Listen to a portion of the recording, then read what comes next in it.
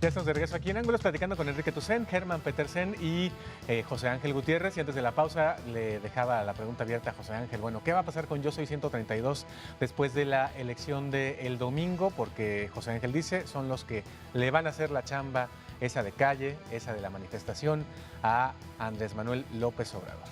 Todavía inocentemente lo pienso y digo, a lo mejor ligados o no a López Obrador, pero sí le van a hacer la chamba, ¿eh? Traen todo el discurso de López Obrador de hace 6 años. Entonces, señores, ¿para qué se pone él a despeinarse? Tiene que ir. Si tal vez, yo espero que el 132 no lo haga. Yo creo que perdería mucha legitimidad su movimiento si, digamos, se vuelve en el portavoz de Andrés Manuel en ese tipo de temas. Y una de las esperanzas que guardo de que no llegue a esos niveles el clima postelectoral es que no creo que tras Andrés Manuel vaya a venir la izquierda partidista. O sea, como quedaron los equilibrios de poder, pierde el DF Andrés Manuel en términos de que ya no tiene la ascendencia que tuvo sobre, en ese momento, el jefe de gobierno, que era Marcelo Ebrard. Miguel Ángel Mancera no está vinculado a él. En el Congreso quedan personajes vinculados a los Chuchos y a Marcelo.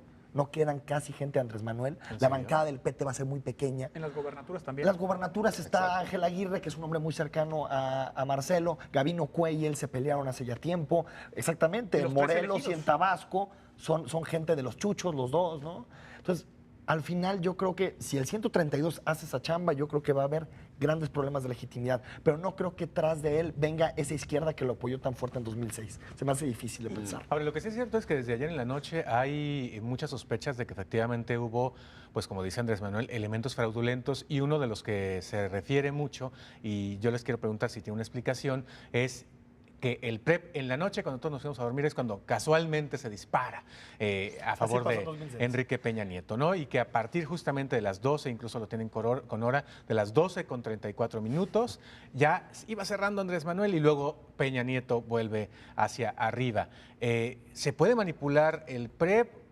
¿Alguien jugó o esto tiene una explicación lógica? Ya lo platicábamos hace ratito. Pues tiene que ver con los usos horarios y la forma en que es muy fuerte Andrés Manuel en el norte, en el sur del país, entonces es el primero que levanta resultados. Después llega al centro, donde es el Estado de México y el DF, y más o menos en pareja, y termina en el norte, donde ahí sí el PRI se llevó la elección 3-1. Entonces tiene que ver con los horarios y con que empieza a levantar primero en zonas donde Andrés Manuel es fuerte, después la cosa se empareja porque llega al centro, donde hay tripartidismo, y termina en el norte, donde el PRI es arrolladoramente superior, ¿no? Y además, creo yo que, ahorita me acuerdo mucho por este clima de la película aquella de Luis Mandoki de Fraude. Ah, claro. Donde Mandoki lo que hacía, me parece de manera confusa y con sesgo, claro sesgo, era reunir, apilar una serie de irregularidades menores, una boleta por aquí, una boleta en Yucatán, una urna que apareció tirada en Chihuahua, y luego a partir de ahí construir y dar el título de fraude. Sí, de hecho lo están haciendo hoy. Hay fotos en Facebook de urnas quemadas, y no se debe de confundir. Hay boletas rotas, claro. Hay supuestamente fotografías de la sábana real comparada con el PREP, de que están distintos los resultados, etc. Una cosa son las imperfecciones, también llamadas desde el punto de vista jurídico irregularidades, y otra cosa es un fraude centralmente planificado. Es decir, hay que distinguir en dos niveles si lo que van a hacer en esta ocasión, en 2012, como fue en 2006, fue apilar de manera truculenta elementos presuntamente probatorios de un fraude central que le quitó la presidencia. Pues digo, creo que van a toparse con los argumentos de 2006, que es una incredulidad absoluta de la gente que tiene cierta criticidad. Claro. Ahora, regresando al asunto de Yo Soy 132, creo que lo mejor que le pudo haber pasado al movimiento es que ganara Enrique Peña Nieto. ¿Por qué? Porque su eje articulador, aunque lo nieguen y aunque digan que no eran anti-Peña Nieto, en realidad nacen en contra de Peña Nieto y ahora van a tener motivo de lucha durante 6 años. Y a cortarle la distancia y a seguirle con lupa, ¿no? Y con legitimidad de ciudadanos, estar vigilando todas y cada una de las cosas que haga Enrique Peña Nieto y señalar cualquier cosa que haga o que se deje de hacer, incluido lo que dicen que es el favoritismo, lo señalaba Andrés Manuel en la conferencia y lo dice también Yo Soy 132, el favoritismo tan notorio a favor en los medios de Enrique Peña Nieto, y también se señala en el caso de Aristóteles Sandoval en Jalisco, porque lo presentaban como una evidencia en Twitter. Por ahí alguien te decía, ahora sí, estamos seguros de que los medios jugaron con el PRI, ¿no? Sí, ya nos decían eso. Claro. A ver, Yo Soy 132, de veras ya me pueden explicar ustedes, porque yo sigo sin entender qué es.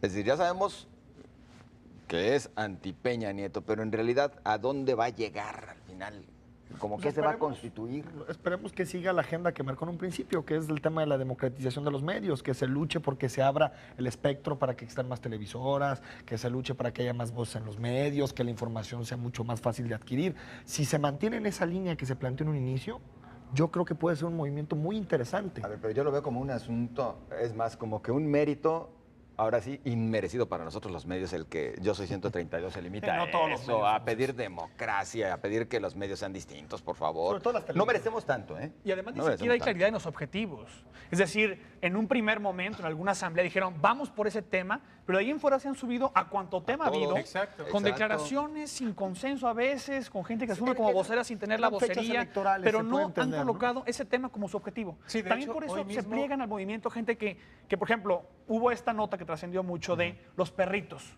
una organización que se dedicaba a salvar perritos y que se plegó a 132. El gran problema es que se pueden plegar organizaciones a 132, sí, Pues como el grupos, SME, colectivos, en un individuos. Es muy válido el SME, por ejemplo, quien sea. Pero cuando hay objetivos claros en el movimiento, si no termina siendo una absoluta ensalada sin ningún tipo de rumbo, como ahorita digo el Uno la reforma 132. del IMSS y otro trae la... Sí, sí, sí. Y yo como- soy zapatista. Y como yo soy- mencionaba Germán, efectivamente hay tales niveles de decisión que hoy dan una conferencia de prensa en la mañana para decir que siempre no iban a acampar y que iban a cambiar el objetivo de la acampada y luego llega un comunicado urgente, Jesús. así exactamente, Se está lloviendo. así, con un trueno diciendo, no, desmentimos lo que en la mañana dijeron esos que se asumen como voceros de Sí, 132, ese es el gran problema. ¿no? Exactamente así, ¿no? ¿Sí? Y creo que también la invitación ahorita, y yo hoy lo reflexionaba en un artículo en el blog, es la transición, como la conocíamos, esta transición ya falló. Esa transición que consistía en la alternancia como piedra de toque para democratizar el país. Ujú. Es decir, concebir que van a cambiar los partidos políticos en el poder y que eso va automáticamente a dos cosas, democratizar el país y además transformarlo social y económicamente, se probó falso. Ahora hay que inventar una nueva transición, una segunda transición.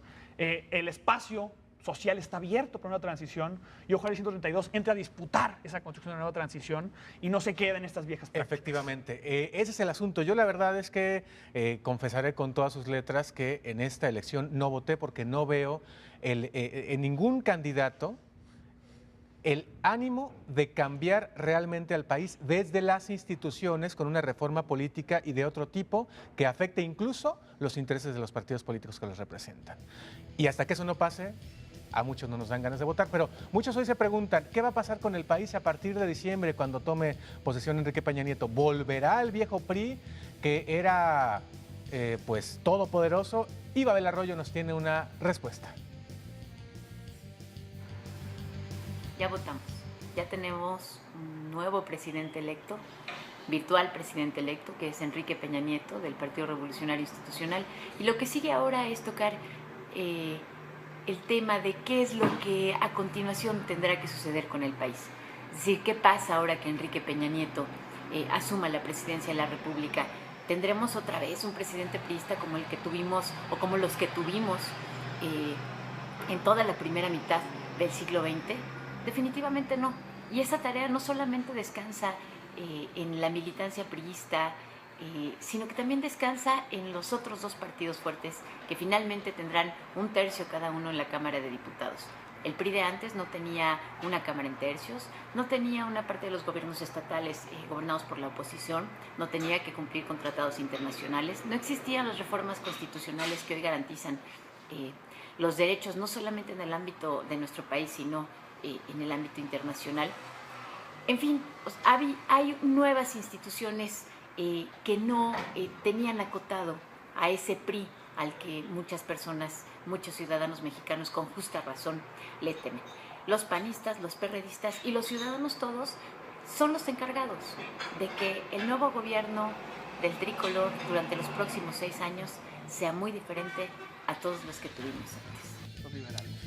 Pues ahí está Babel Arroyo diciendo, no tengamos miedo, hombre, caramba, que cuando el PRI era todopoderoso no existían las instituciones, ni la gente, ni la ciudadanía, ni otro tipo de mecanismos de nuestra democracia que hacen imposible que el PRI vuelva a ser ese avasallador de siempre. Lo del Congreso, rápidamente, ¿cómo queda conformado? Hay otro contrapeso. En Jalisco el PRI no logra la mayoría absoluta, se queda con 19 diputados, 12 para el PAN, 5 para Movimiento Ciudadano, 2 para el PRD y 1 para el PANAL, y tampoco lo logra a nivel federal, ni en el Senado, ni en la Cámara diputados. Entonces, no solo la ciudadanía, también en los congresos va a haber contrapesos. Oye, ¿y el panel alcanza registro? Alcanza registro porque alcanza un diputado. Bueno, nos vamos. Gracias, pásenla muy bien.